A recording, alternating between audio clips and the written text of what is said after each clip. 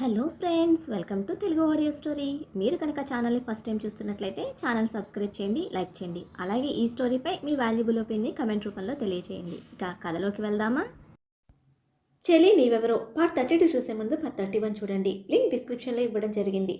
Chaitra heart beat 100 cross చేసింది. వెంటనే రాణా చేతిని తోసేసి వెనక్కి వెళ్తూనే ఇవన్నీ నేను చేయాలా అని అడిగింది వికారంగా పెట్టిన మొహంతో.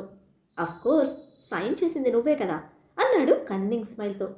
కాదు అని చెప్పడానికి లేక తప్పదా అన్నట్టు చూస్తూ ఉంటే కమ్ విత్ మీ అని చైత్ర చేయి పట్టుకొని తనతో సిస్టమ్ దగ్గరికి తీసుకువెళ్ళి మెయిన్ డోర్ సెన్సార్ సిస్టమ్కి తన ఫింగర్ ప్రింట్ అటాచ్ చేశాడు సెకండ్స్లో.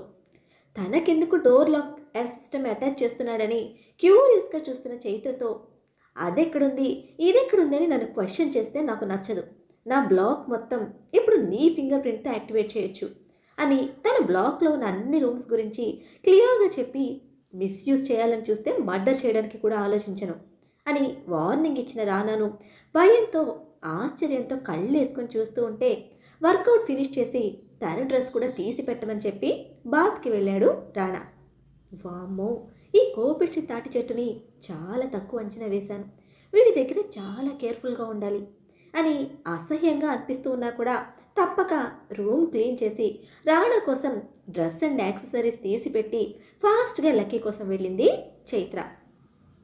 అలవాటు పడ్డ రూమ్ కావడంతో చైత్ర తిరిగి వచ్చేసరికి బ్రష్ చేసుకుంటూ ఉన్నాడు లక్కీ. అప్పుడే నా బంగారకుండ నిద్ర లేచి వర్క్ స్టార్ట్ చేశాడా అని నవ్వుతూ వాడిని తీసుకొని వాష్రూమ్లోకి వెళ్ళింది. నన్ను వదిలేసి ఎక్కడికి వెళ్ళావు అని నోటి నిండా నురగ పెట్టుకొని అడిగాడు లక్కీ. అమ్మకి డబుల్ శాలరీ ఇస్తున్నారు కదా, డబుల్ వర్క్ ఉంటుంది కదా. ఇంట్లో ఆఫీస్లో 2 జాబ్స్ ఇప్పుడు అమ్మ చేస్తోంది. దానికోసమే సార్ వర్క్ చెప్పారు, చేయడానికి వెళ్ళాను అని సమర్థించుకొని వాడికి బాత్ చేయిస్తూ ఉంటే